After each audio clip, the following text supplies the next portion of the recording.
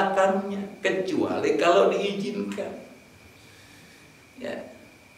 Namun kalau misalkan kita dengan wanita, maaf bapak-bapak, jangan lambat-lambat karena wanita itu dihiasi oleh setan agar menggoda kita. Makanya syariatnya dikatakan kalau misalkan kita jalan di depan ada wanita, langsung bablas saja lewatin, jangan di belakang mereka. Karena ada fitnah nanti, ya, dihiasi. Nah, di sini dikatakan bahwa Ibnu Abbas berada di belakang Rasulullah. Maka kemudian ketika itu Rasulullah berkata kepada Ibnu Abbas, "Ya gulam, wahai anakku, ya, inni u'allimuka kalimatin. Aku akan ajarkan kepada kamu beberapa untayan kalimat." Ini banyak, panjang. Saya ambil hanya 2 poin saja karena berkaitan dengan tema kita. Maka kalimat yang pertama kali diucapkan oleh Rasulullah, ihfazillah yahfazuk. Jagalah Allah, maka Allah akan menjagamu. Ihfazillah tajidhu tujahak. Jagalah Allah, maka Allah akan berada di hadapanmu, di depanmu. Nah, ini kalimat yang kita akan ambil, ya. Bahwa Rasul mengatakan jagalah Allah. Jagalah Allah ini seperti yang saya katakan tadi, yaitu bagaimana dia menjaga hak-hak Allah. Karena Allah punya hak pada diri kita dan kita punya kewajiban sama Allah Subhanahu wa taala. Menjaga perintah Allah, menjaga larangan Allah dan segala konsekuensinya. Karena memang ketika kita melaksanakan perintah Allah ada konsekuensinya.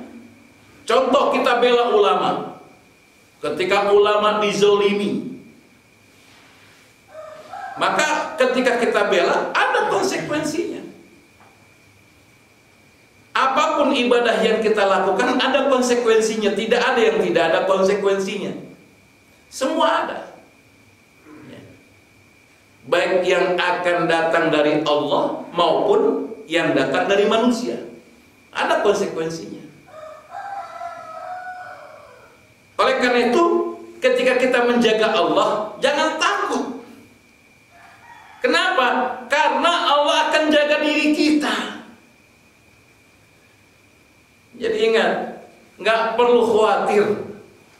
Kalau kita jaga Allah, menjaga hak-haknya, menjaga perintahnya, menjaga larangannya, menjaga orang-orang yang mengikuti perintah Allah Subhanahu wa taala, maka jangan takut. Karena apa? Karena Allah menjanjikan, ya, Allah akan jaga kamu.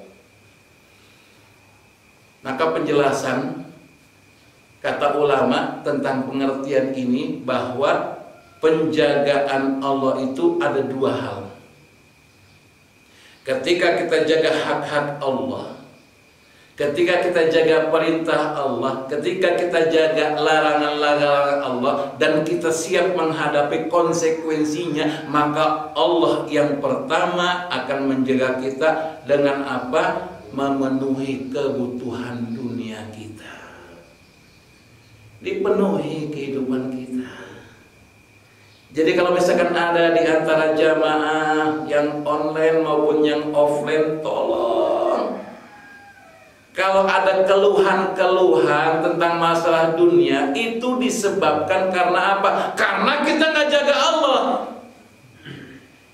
Kalau kita jaga Allah, insya Allah Allah akan memenuhi kehidupan kita. Nggak akan ada yang namanya orang itu minta-minta ketika apa? Ketika dia menjaga Allah Subhanahu wa ta'ala. Nggak akan ada yang celamitan. Karena apa? Karena dia dipenuhi kehidupannya oleh Allah Subhanahu wa ta'ala. Nah, apa aja kebutuhan kita? Dijaga kesehatan tubuh kita. Jadi kalau kita merasa sehat selama ini, alhamdulillah, berarti apa? Ini mungkin karena kita jaga perintah Allah Subhanahu wa ta'ala. Lalu kemudian Allah akan menjaga juga apa? Keluarga kita, istri kita, anak kita, dan juga mungkin harta kita dijaga. Bahkan Masya Allah, kalau anak kita langsung masih wajar dijaga. Tapi Allah jamin bukan hanya kita atau istri kita atau anak kita, sampai kalaupun kita meninggal dunia, Allah tetap jaga keluarga kita. Karena apa? Karena kesolehan kita, karena kita melaksanakan perintah Allah, karena kita menjaga hak-haknya Allah. Kisah itu ada dalam Al-Quran, yaitu tentang kisah Nabi Khidir dengan Nabi Musa. Kan dikisahkan tuh, ketika Nabi Musa dan Nabi Khidir sedang berjalan, tiba-tiba ketemu ada bangunan mau roboh. Maka ketika itu Nabi Khidir dengan kemampuannya memperbaiki bangunan tersebut agar tidak roboh.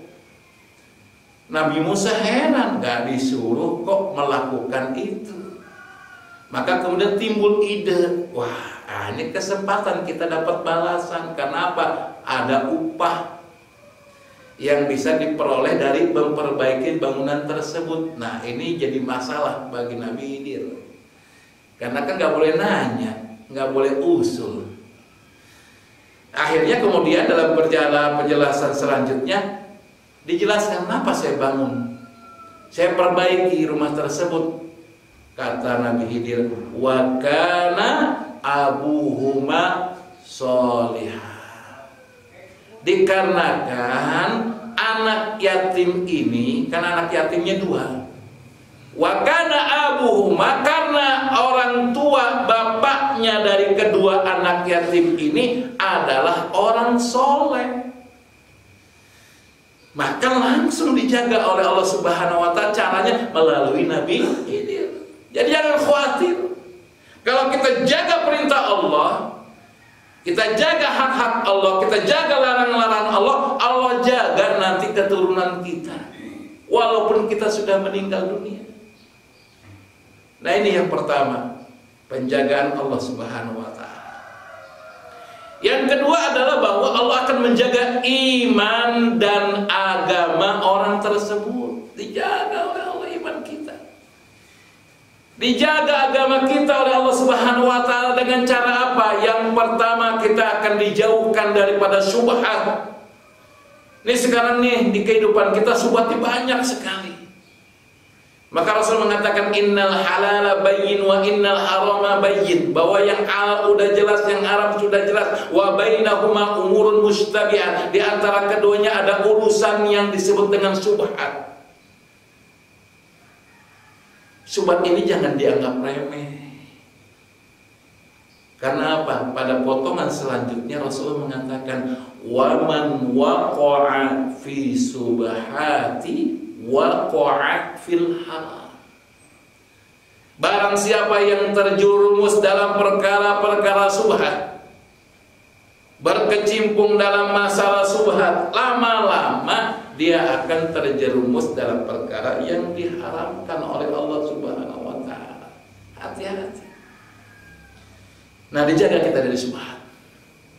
Yang kedua, kita akan dijaga agama kita, iman kita dari syahwat. Karena ada orang-orang yang kemudian Rasulullah mengatakan pagi-paginya beriman, sorenya kafir.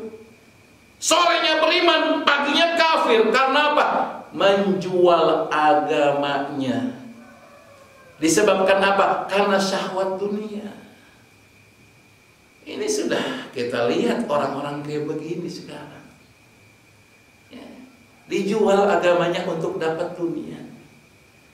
Padahal dunia itu, kata Rasulullah, kalau kita gambar di gambar Rasul itu, kita punya tangan nih, jari ini dimasukkan ke dalam air lautan, lalu kita angkat, air yang ada itulah dunia.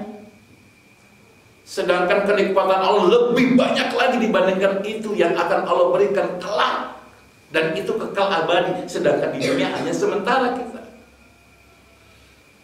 Maka dijaga kita dari perkara-perkara yang berkaitan dengan syahwat. Syahwat ada, kita punya syahwat. dan wanti-wanti bagi diri kita, wahai para laki-laki, ingat, ingat,